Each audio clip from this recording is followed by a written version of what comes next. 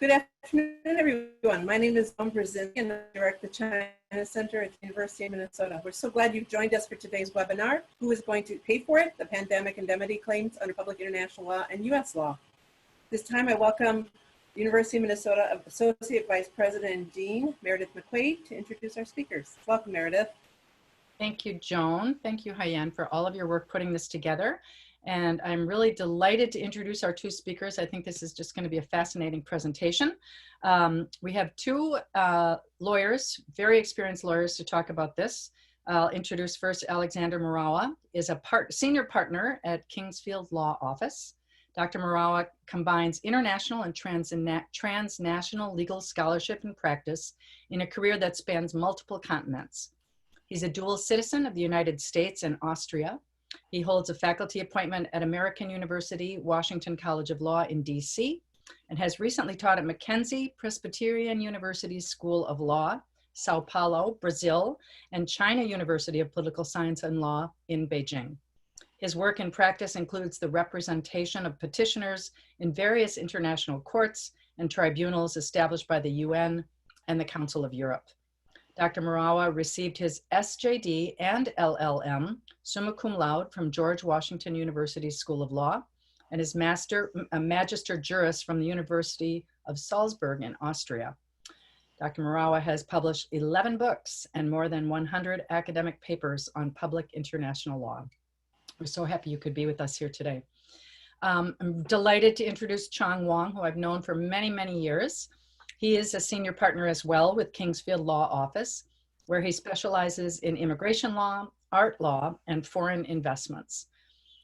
Mr. Wang is a graduate of the University of Minnesota Law School and is licensed to practice law in Minnesota, New York, the District of Columbia, and federal courts. Mr. Wang is an elected member of the prestigious American Law Institute.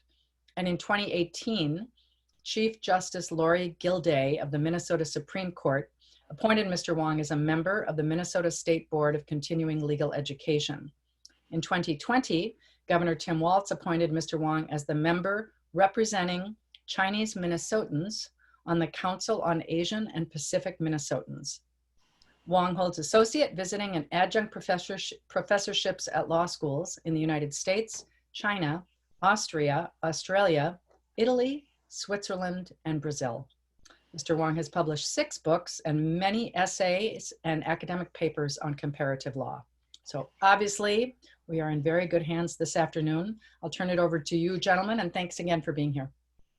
Thank you so much. Thank you very much indeed for your introduction. I greatly appreciate it. It's wonderful to be here.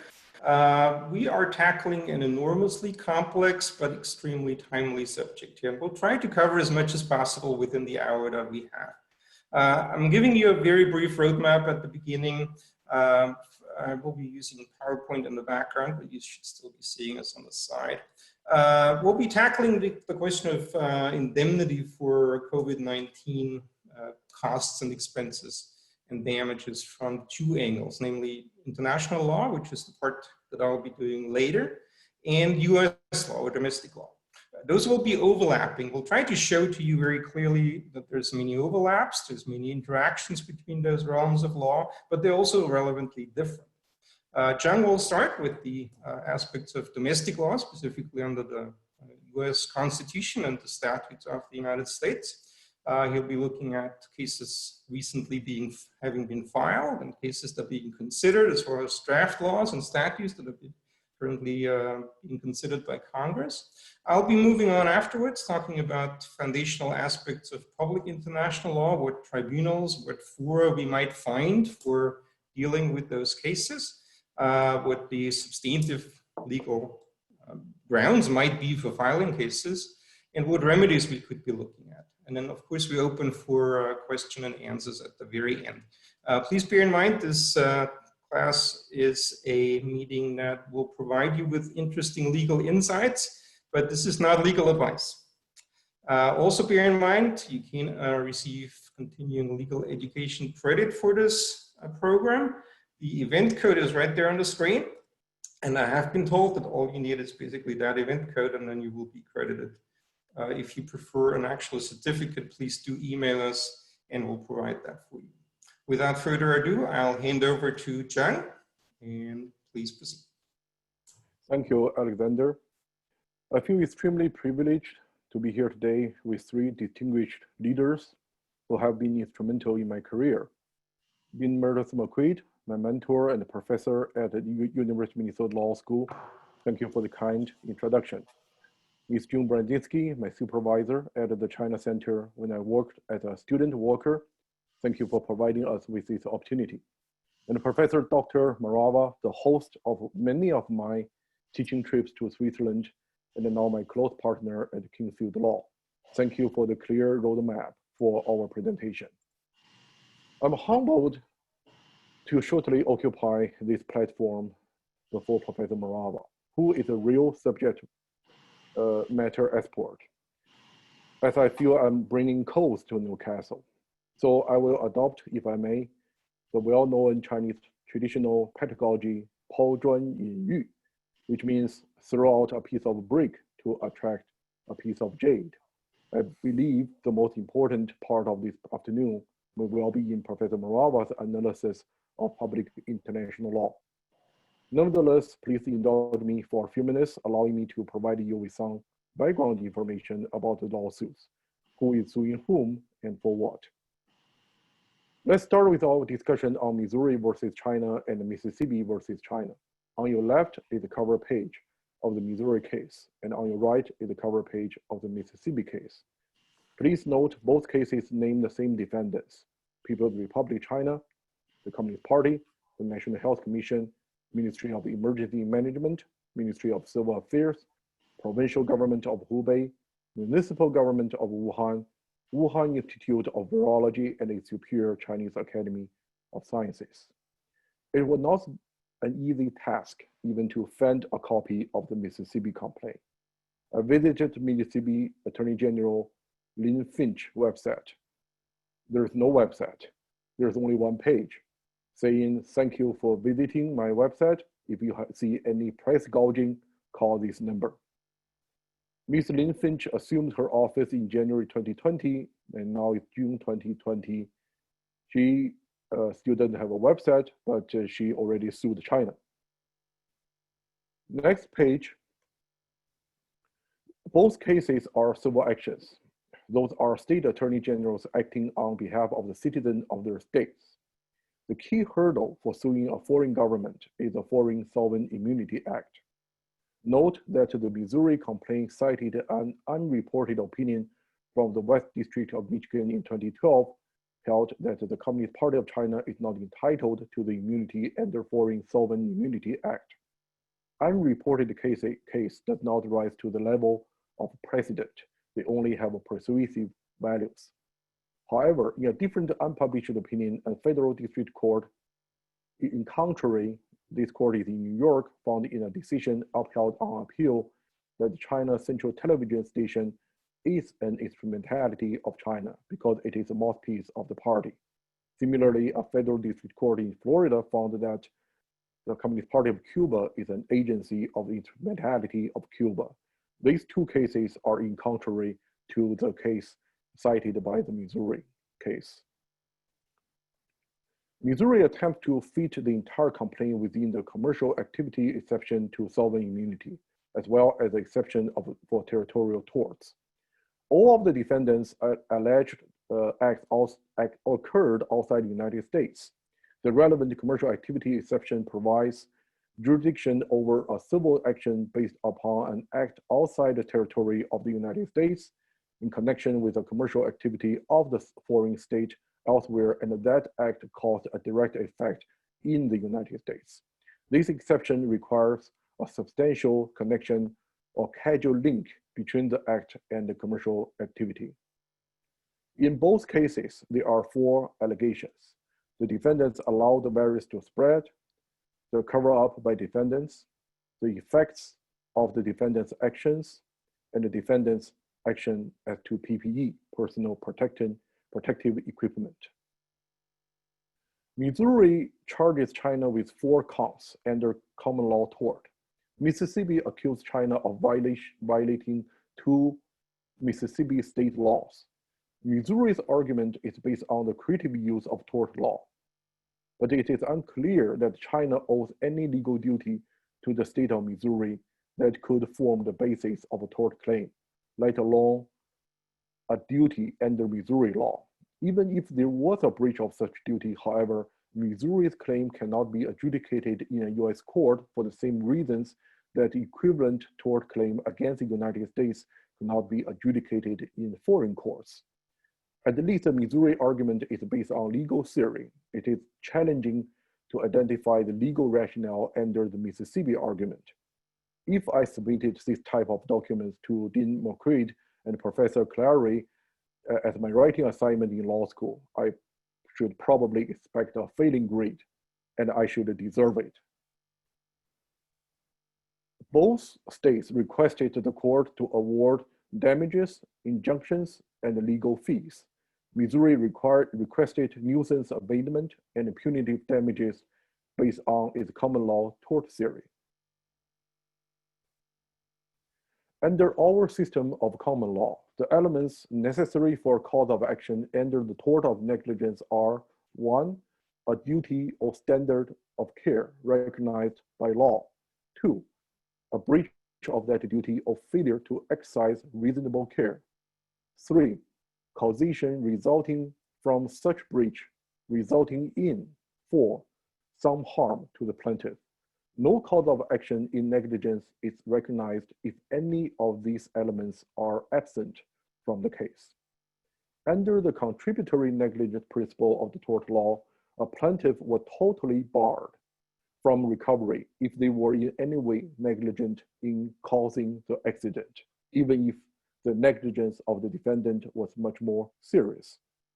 Comparative negligence, on the other hand, is a tort rule that allocating damages when both parties are at least somewhat at fault. In a situation where both the plaintiff and the defendant were negligent, the jury allocates fault, usually as a percentage. Both Missouri and Mississippi are comparative negligence states. In addition to the civil actions brought by the two state attorney generals, several class action lawsuits have been filed in federal court against China. This widely reported Nevada case is a group of Nevada small business owners who have sustained, among other things, financial damages and losses related to the outbreak of COVID-19. They allege that the Chinese government's cover-up of the coronavirus pandemic has devastated small businesses in Nevada and around the United States. There are at least 2 similar class action lawsuits filed in Florida. The second lawsuit on the screen alleged China was stockpiling PPE, personal protective equipment, for Chinese medical professionals and Chinese citizens. The same allegation appeared in the Missouri and Mississippi complaints. If the other allegations can be described as a creative application of the legal theory, this PPE allegation is just simply bizarre. What would a reasonable, prudent person would do under the circumstances? Not saving PPE and exposing frontline medical professionals? We did not provide sufficient PPE to American hero doctors and nurses.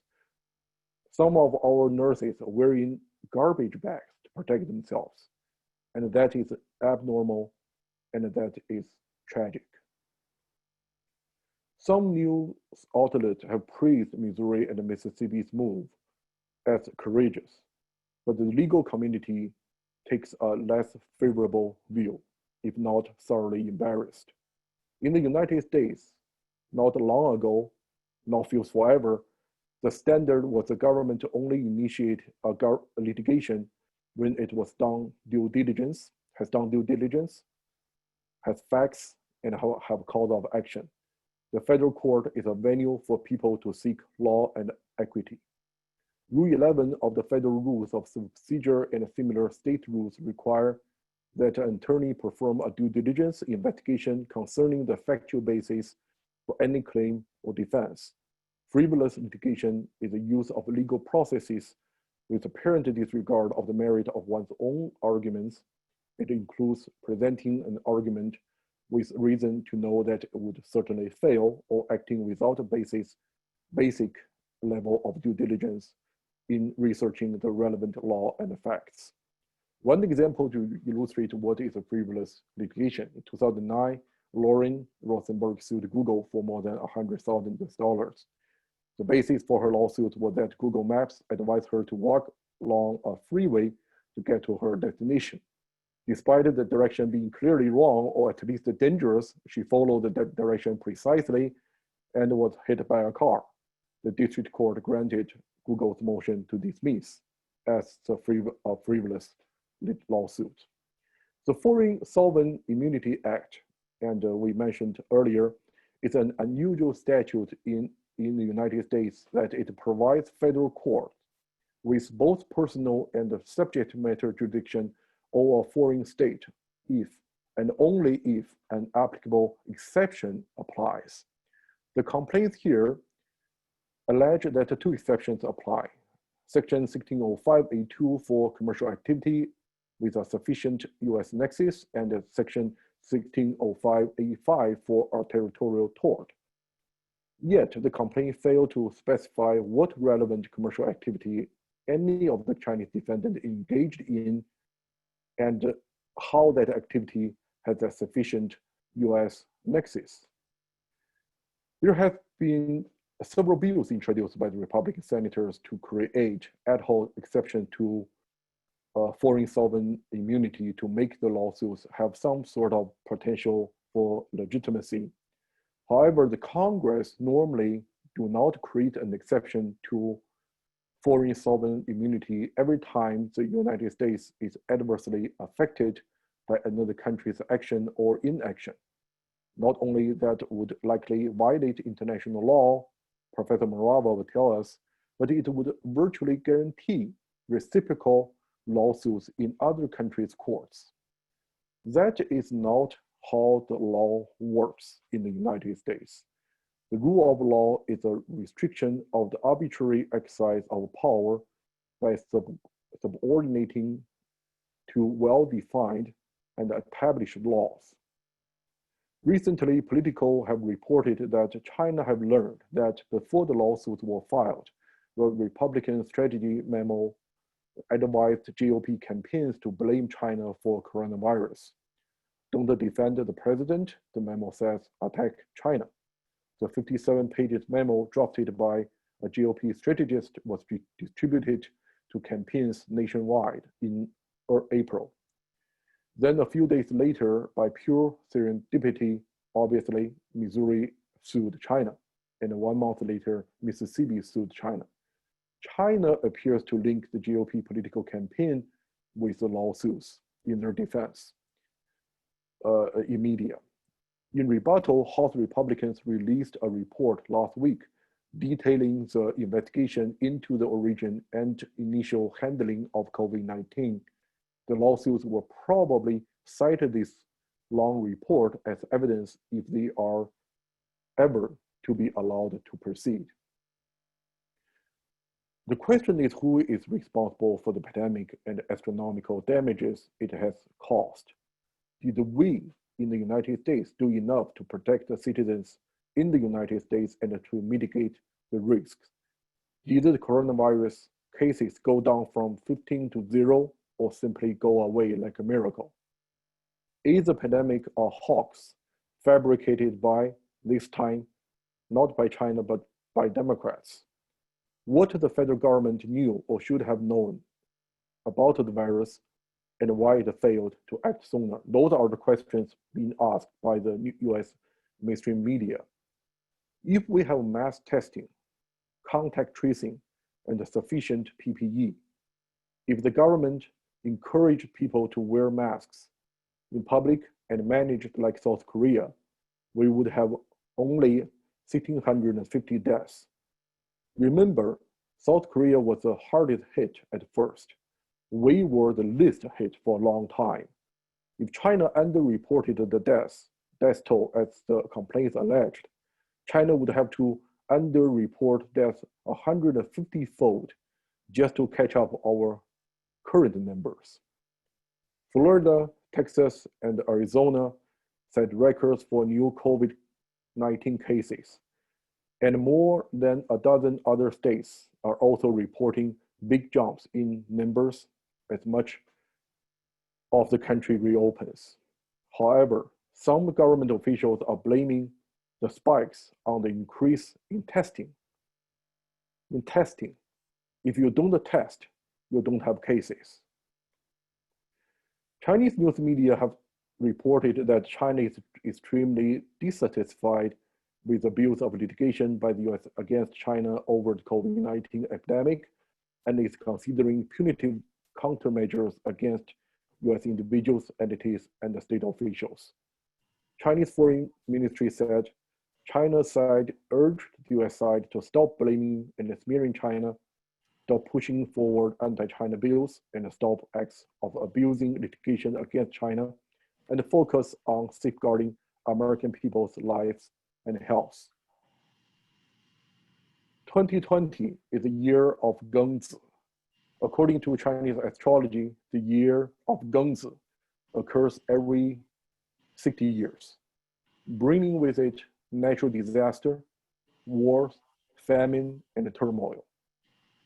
1840, the Open War. 1900, the Boxer Rebellion. 1960, the Great Famine, and 2020, the pandemic. From 1840 to 1949, the Qing Empire and the nationalist government of China had been forced to sign a series of unequal treaties with Western countries in numerous conflicts. This part of the history was taught as 100 years of humiliation in Chinese textbooks. The Boxer Protocol was signed after the Qing Empire was defeated by the Eight Nations Alliance during the Boxer Rebellion in 1900, precisely 120 years ago. Under the protocol, 450 million taels of fine silver, that's around 180,000 tons, worth approximately $333 million at the exchange rate of the time, were to be paid as indemnity over 39 years to the 8 nations involved.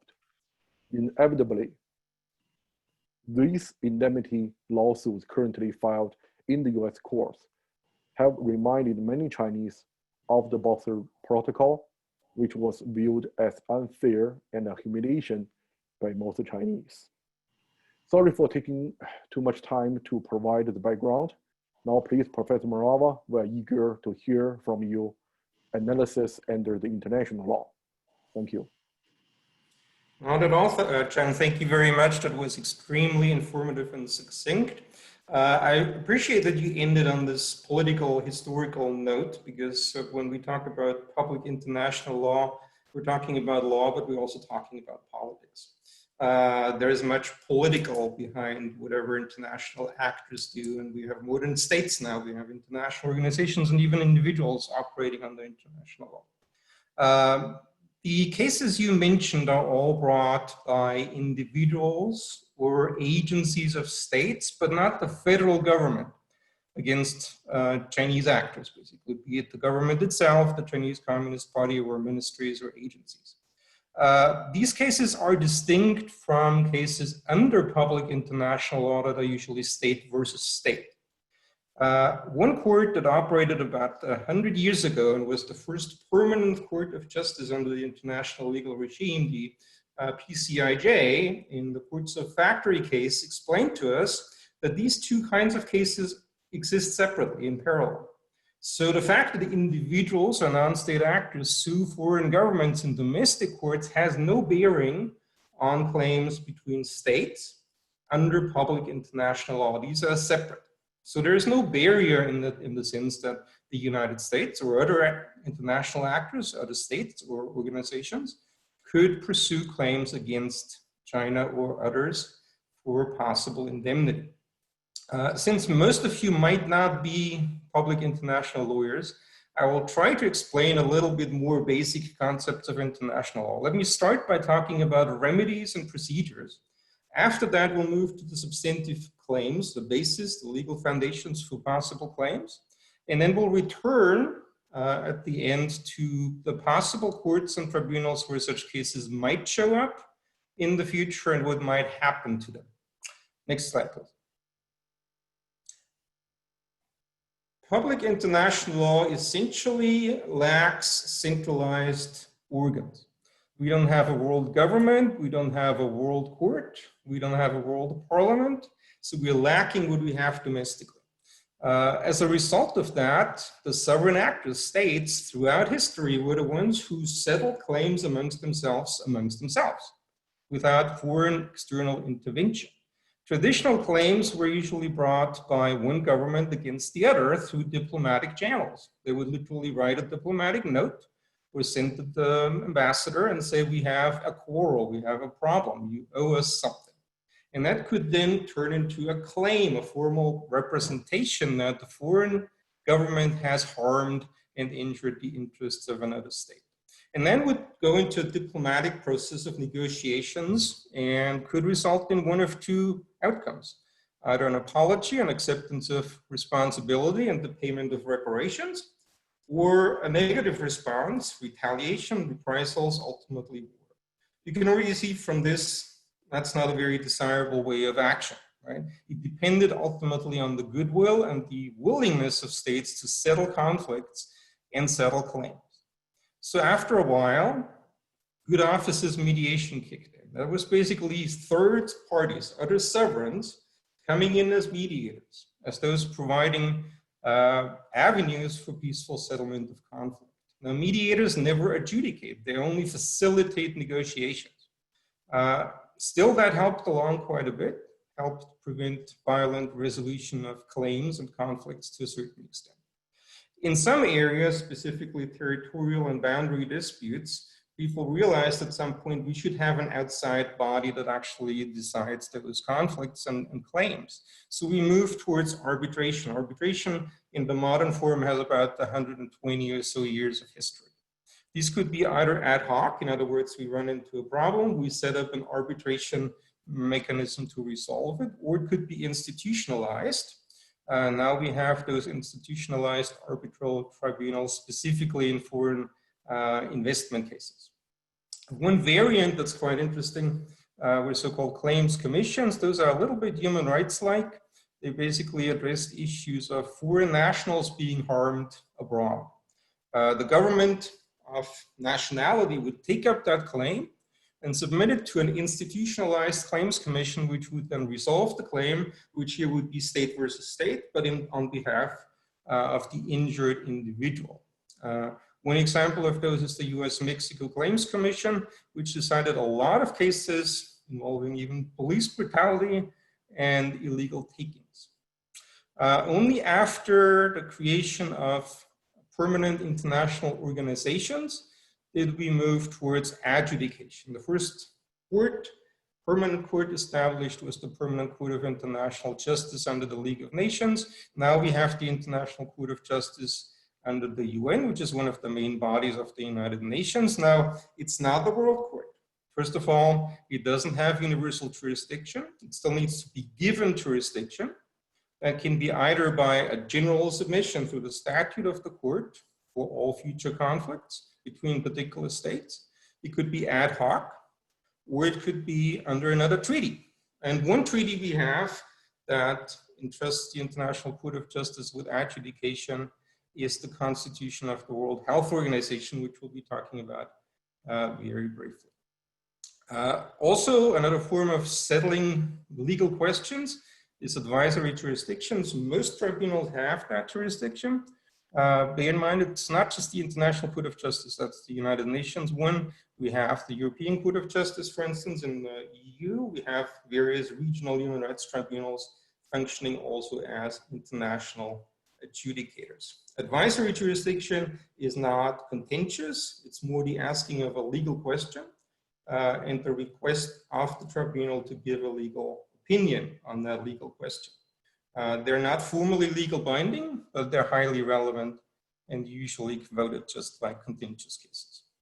Finally, we have the human rights machinery in place that gives us a variety of possible avenues for bringing claims.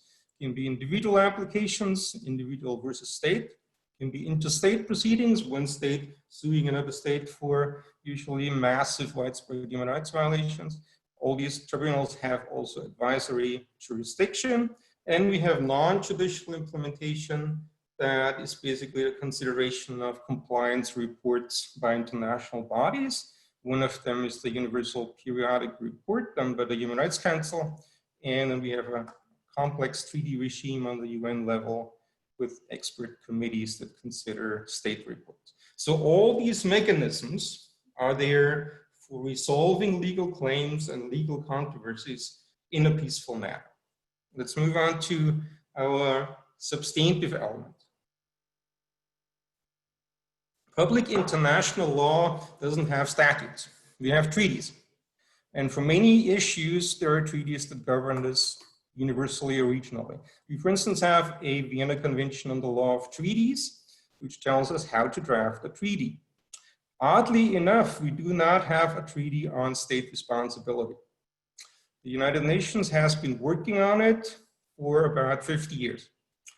One of their bodies, the International Law Commission, has drafted articles, in other words, a draft treaty, on the responsibility of states for international wrongful acts in the late 1990s, and after a second reading, they drafted those final version in 2001, sent to the UN General Assembly. It's been sitting there ever since.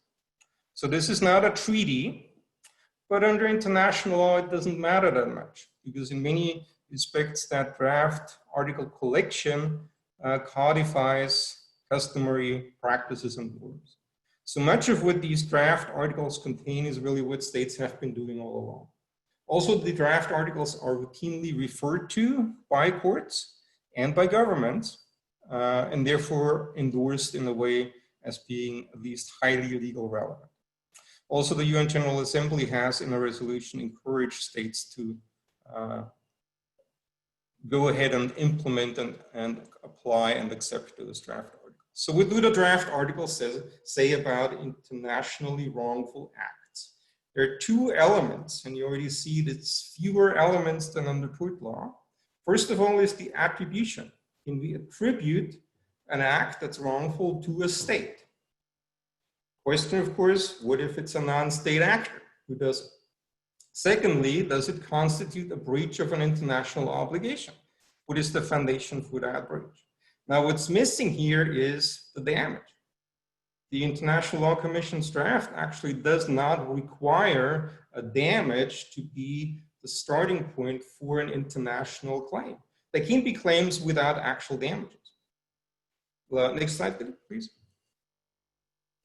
Let's talk about attribution first, how we can attribute wrongful acts to the state.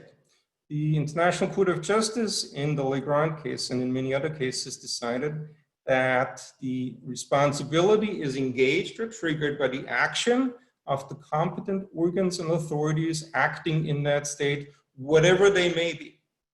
We know states organize themselves differently.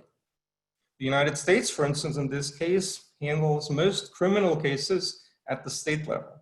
Here, it was state courts that caused damage to the Legrand brothers by trying them and convicting them and sentencing them to death without consular assistance. The claim ultimately was Germany, whose nationals these individuals were, against the United States. The court said it doesn't matter whether it's federal courts or state courts. All the organs within the state are responsible. Now, a question that might arise here in our context of indemnity for COVID is, of course, is the Communist Party of China then one of those state actors? And the argument you can see would have to be the exact opposite as the one in the national courts. Because here we have to show that the Communist Party is indeed the same as the state, so that we can cause a consideration by a court of state responsibility. Next slide. The second requirement, as we've seen in the draft articles, is that there is an actual legal obligation under public international law that has been breached. We'll tackle the specific ones first and move to the general one after that.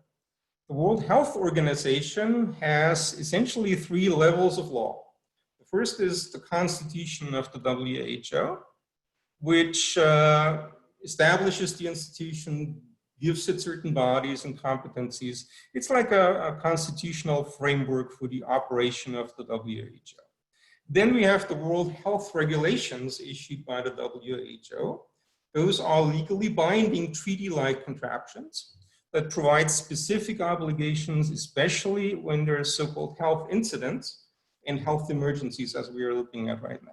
The last version of this was adopted in 2005. Again, the regulations contain a lot of procedural obligations as well, duties of states and their health institutions when certain things happen.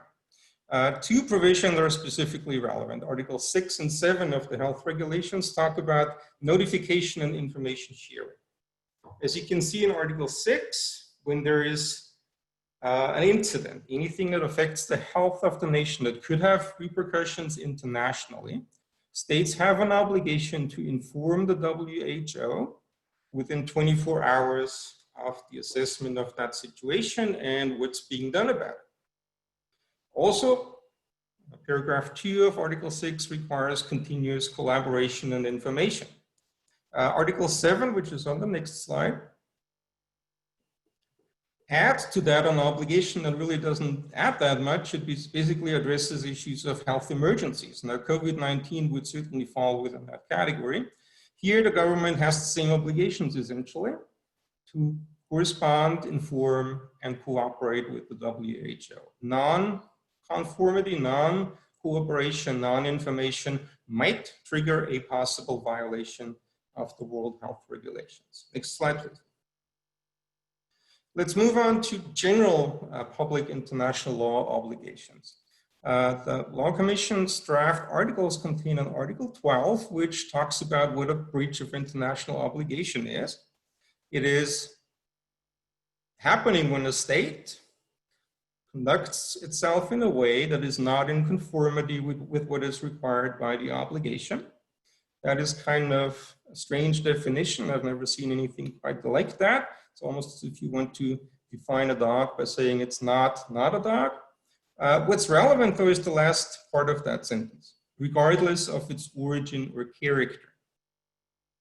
That basically means any legal obligation that states have can trigger responsibility.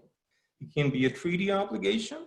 It can be an obligation under customary international law. It can be an obligation by unilateral declaration. If a state promises something and then reneges, it might be liable. And it could, in principle, also be a national program of action or statutory scheme that could be the trigger for finding an international breach of an obligation. So it's a fairly wide and far-reaching obligation definition. Next slide, please. Injury. As we said initially, an injury or damages is not a prerequisite for a possible international wrongful action claim. Imagine sometimes things could happen that really don't cause any harm, but still would be violative of international legal obligations.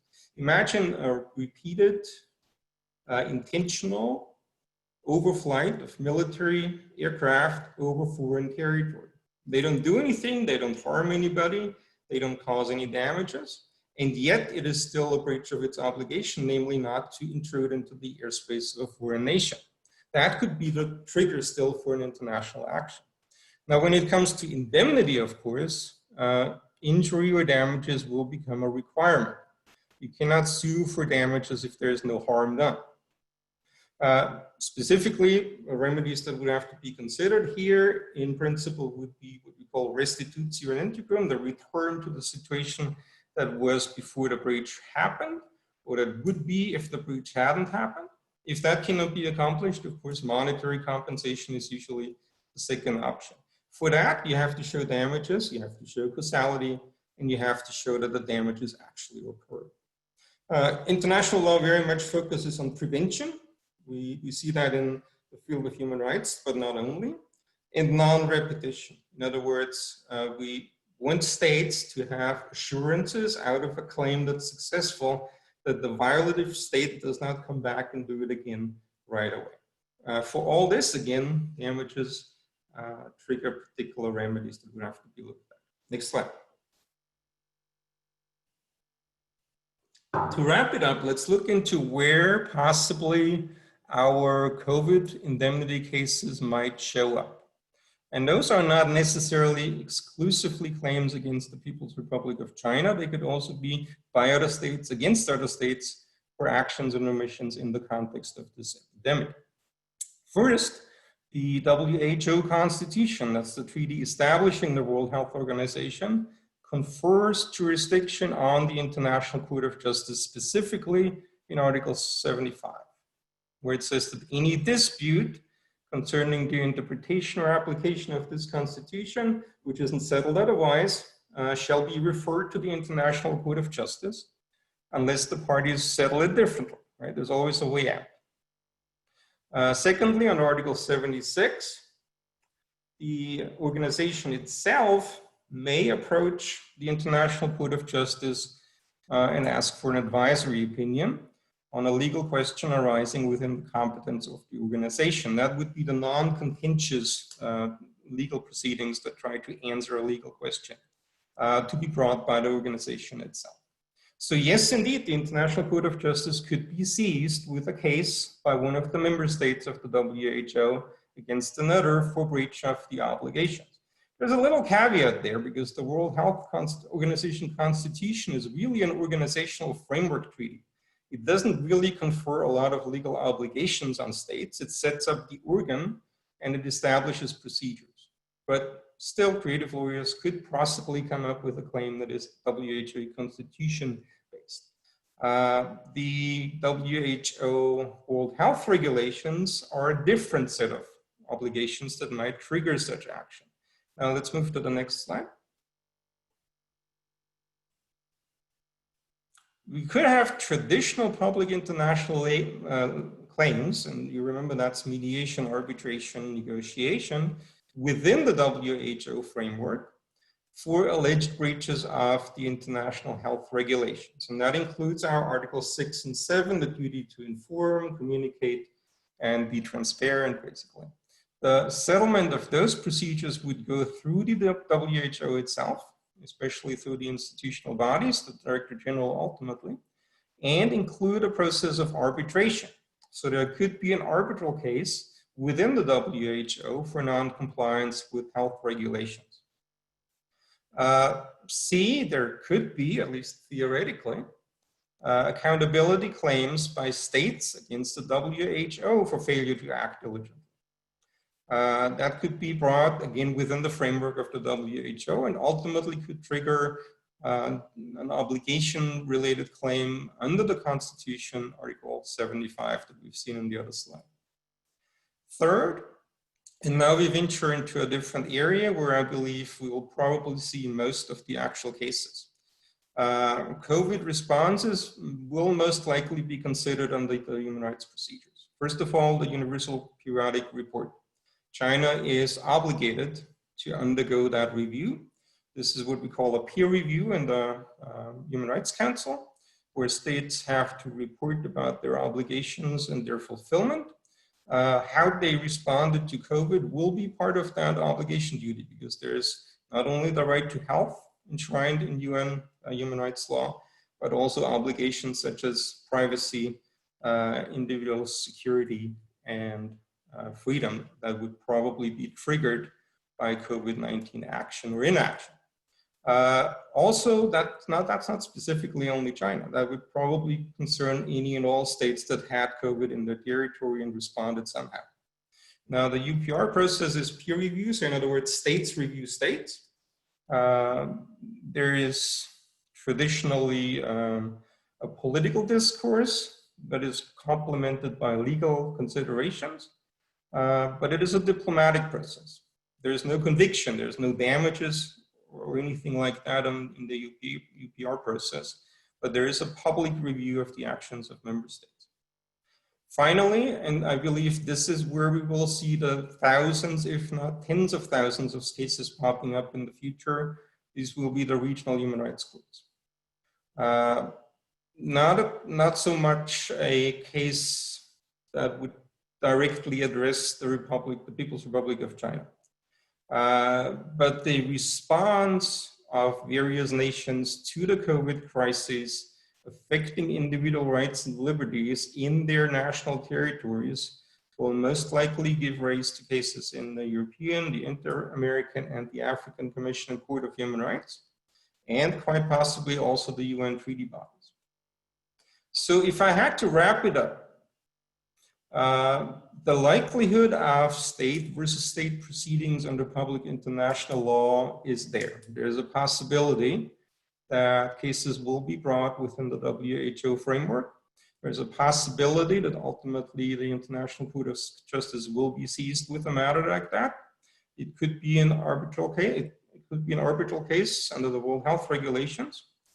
Or it could be a traditional public international law claim that is ultimately resolved through settlement and negotiation. But where we will probably see the actual review of the COVID crisis is most likely within the human rights realm. The likelihood of that is demonstrated by the fact that many national Supreme and Constitutional Courts already have hundreds, if not thousands, of cases on their dockets that concern individual rights under COVID. And where the treaties are in existence that allow petitions to international tribunals, the likelihood that unsuccessful domestic cases will go there is very high. So the future will show whether my prediction in this respect is right, but I would venture out there and say that yes, we will have public international law massively involved in COVID, and we will have a widespread jurisprudential output concerning the appropriateness of the response by national governments to this health crisis. I think we are just about run out of time. So I'll hand it back over to Joan for question and answers. Oh, thank you very much, Professor Morawa, and thank you to Chang, Wang. I appreciate both of your comments and presentation today. Very fascinating. I encourage our viewers to use the Q&A function to ask any questions at this time. And just before we start, I'd like to thank you all for coming to our webinar, and I encourage you to consider supporting these kinds of things through the China Center. We can only provide these kinds of programs with the generous donations of our donors, so please consider supporting that. First question. Can everybody hear me? I hope so. We have a question that says, where is the International Court of Justice? The International Court of Justice is in The Hague, the Netherlands. It's the traditional seat of the international courts. We also have the International Criminal Court there. So it's the city of international adjudication of sorts. And what penalties is the WHO able to invoke if Article 6 or 7 are violated? Basically, any kind of remedy that public international law prescribes. There is no specific list of consequences within the WHO regulations. It just stipulates the obligations to a certain degree, which are then specified, of course, in the recommendations that the WHO issues in specific situations like COVID here.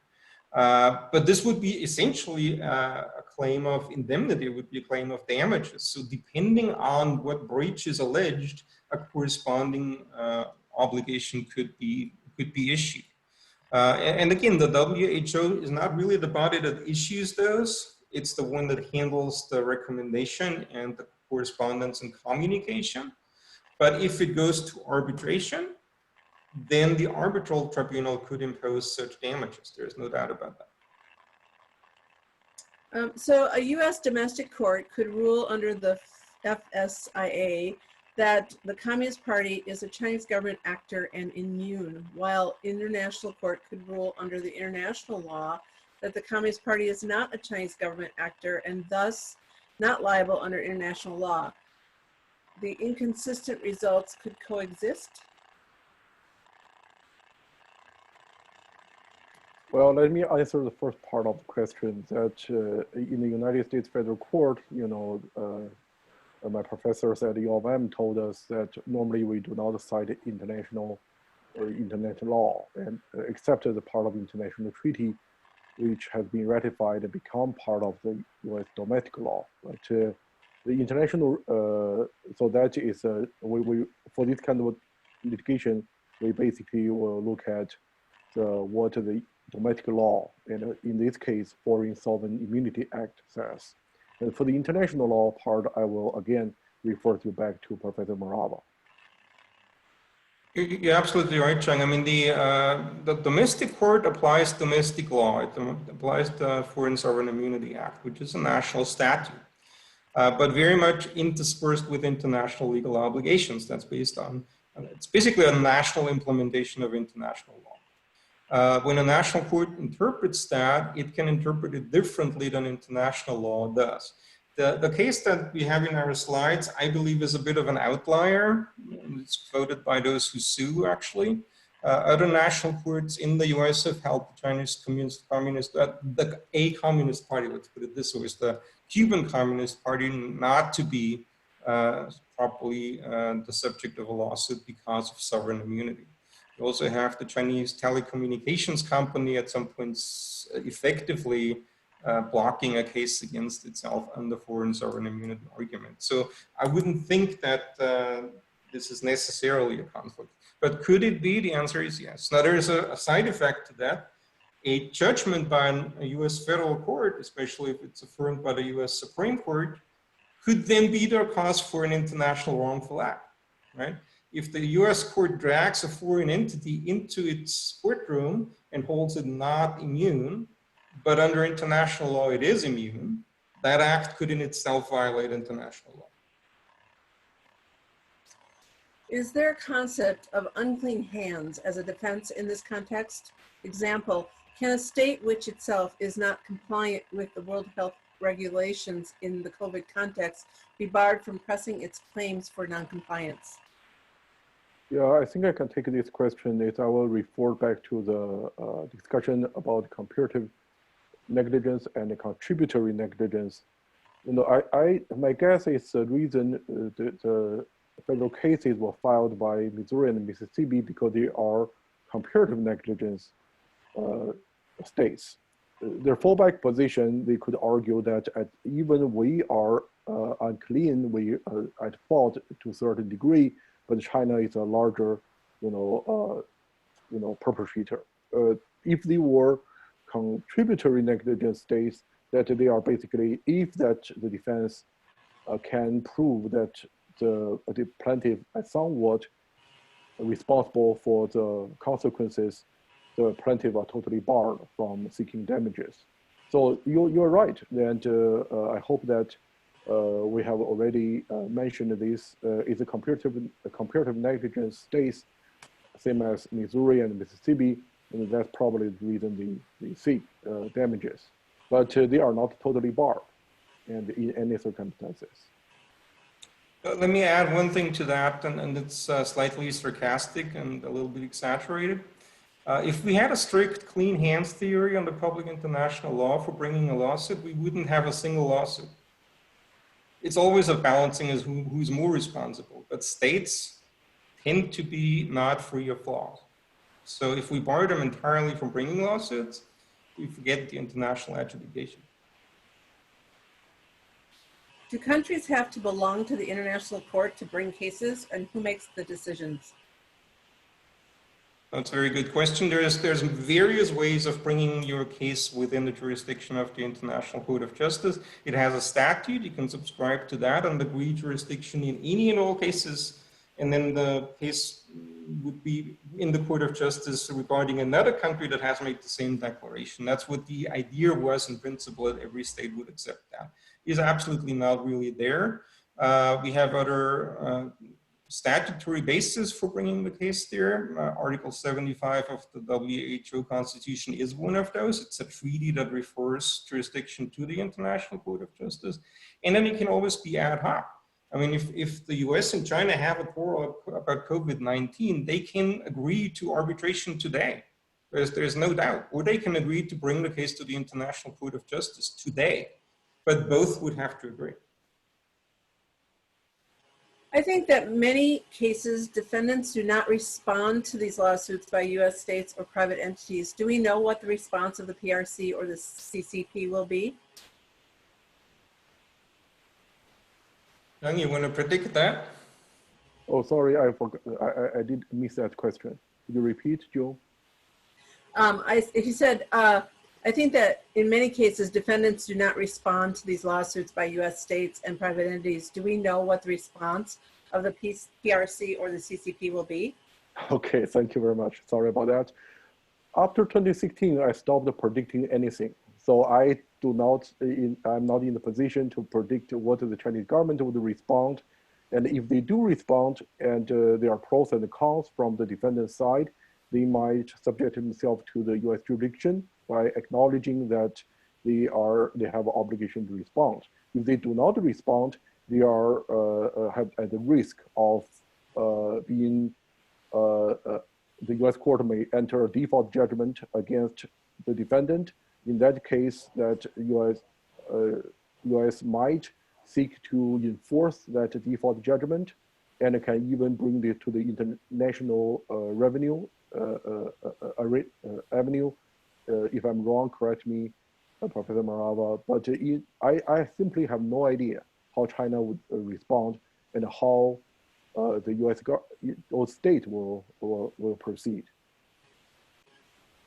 It sure is risky if you do not respond because of the possibility of a default judgment. Also, if a defendant doesn't show up and the defendant is a state, it might lose its argument that it exhausted domestic remedies and then could bring its own case internationally for what that court did by assuming jurisdiction falsely or in violation of international law.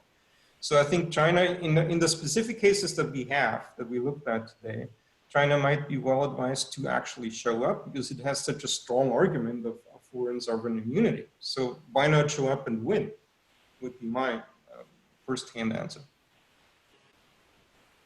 Thank you. I'm not sure that we have any more questions this afternoon. I believe we're kind of already at time. So again, thank you to Professors Morawa and Chang for this fascinating presentation. I don't know, do we have one more question that slipped in? It says, please reiterate the possibility for individual citizens of a nation state to proceed in litigation against the state or federal government for their nation's handling of the coronavirus pandemic. For example, a class action suit against Trump administration. This will be our last question. Well, I can report that what I learned from the legal community is lawyers love litigations. And they will have a lot of litigations. There's already have some litigation being filed in the federal courts against the administration for their handling of the pandemic. So in the coming days, as Professor Morawa mentioned, we will probably can expect hundreds, if not thousands, of litigation in international courts and international tribunals, country versus country, individual against other state. And so far, and we can also reasonably expect there will be a lot of litigations in this country, in our courts, and fighting against individuals, organizations, and even government. I would add to that, of course, if you file lawsuits in the US, class actions or individual, the use of international law standards as a grounds for the litigation, the grounds for damages would certainly be helpful. Would also infuse international law into the US judicial system, which is not always so friendly towards it.